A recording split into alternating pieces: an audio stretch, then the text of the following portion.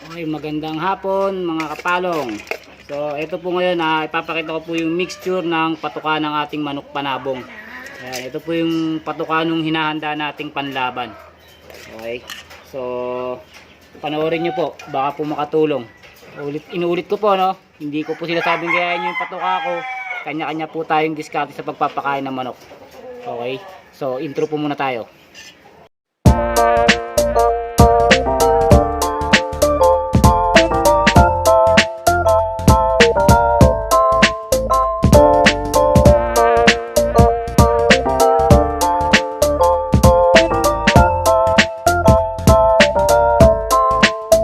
Binabad po ito na patuka.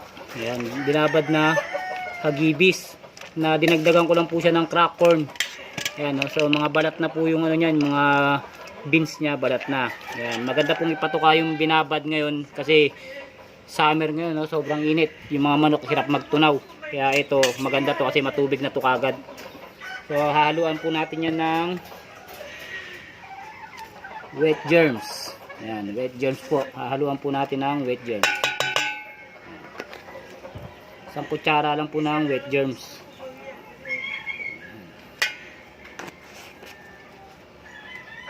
Tapos haluin nyo lang po.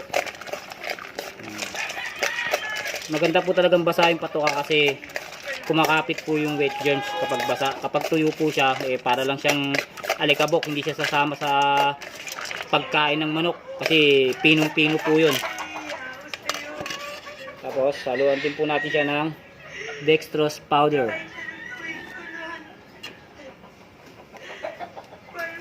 And so isang kutsara lang din po ng dextrose. And tapos haluin nyo lang po ulit. So mapapansin nyo, no, lahat talaga yung hinalo mo kumakapit dun sa patuka kasi basa siya.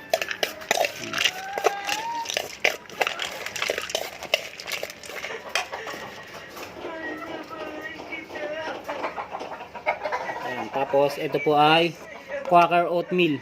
Ayan. Ito po Quaker oatmeal. Ayan, isang kutsara lang din po ng Quaker oats. Ayan, haluin nyo lang po ulit.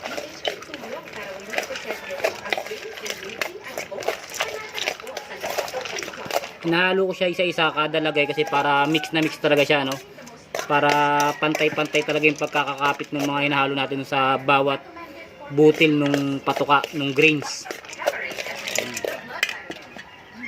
Tapos naghahalo po tayo dito ng, ito po dog food po to. Ito pong dog food, giniling po siya. Ayan. Ayan, giniling po yung dog food kasi po malalaki po butil nito, hindi kakainin ng manok kapag nilagay nyo ng bubo. Kaya po sa akin, pinapaggiling ko po. Ayan, sa kutsara lang din po ng dog food.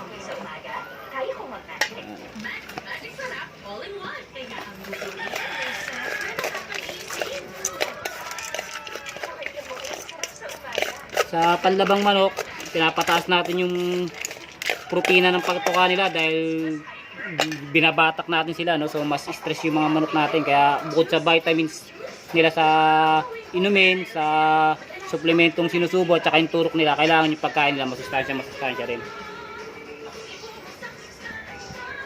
Siyempre ito platinum. Ayan. Ito po yung pinaka pellets natin. Dalawa po itong pellets na to. Ito po platinum, tapos yung isa pa po ilalagay pa po natin yung expander.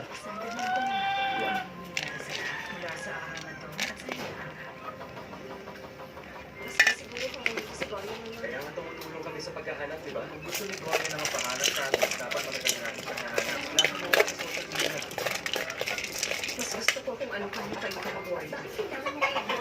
Tapos Paano ka napasok dito? ito lang po yung expander. Yan. Yung ating protein expander pellet. Ito po, no? Maganda po itong halo kasi mataas na mataas po yung protina niya talaga. Kompleto na po siya. Yan. So ang laman po niya ganito rin po, parang platinum din po, kulay pula.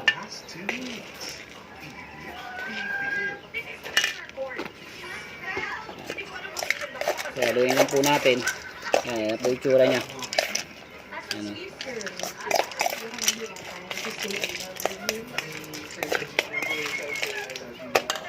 Siyempre, hahaluan po natin ng vitamins. Ito po ay Levimin GK para po sa kanyang performance enhancer. Gusto ninyong ipangako sa isa't isa. Promise to make music with you. Yan. So isang kutsarita lang po ng Levimin GK, no? Kasi Nakasalalay dito. Punch natin dito. Talaga naman hindi naman siya patalo.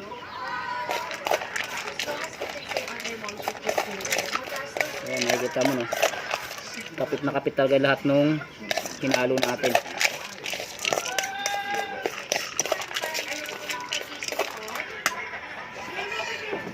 At pure honey. Yan, naghahalo po ako ng honey rito sa patuka.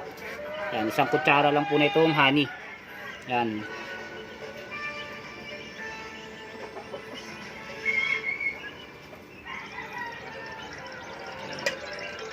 Maganda po kasi itong honey para sa manok. Saka malasa yung patuka nila. So, ganado silang kumain. So, ayun lang po, no? Haluin lang po natin.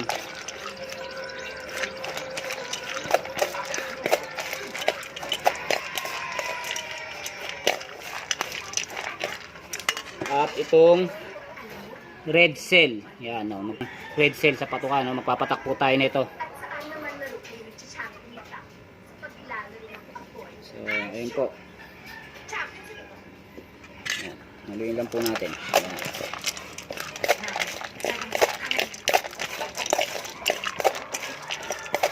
So, bali, ayun na po itsura ng patuka natin.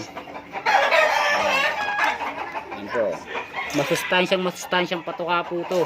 Talaga pong mataas po ang protina. Kaya po yung mga manok nating pinapasok sa training, talagang nakakabawi po sila ng katawan. Hindi po sila kumakain ng saboy-saboy. Kaya po yung sinabi nyo po na yung sa training, stress ang manok, tapos papayat lang, hindi po. Kasi po mataas po yung protina na kinakain nila. Tsaka kumpleto po sila ng suplemento.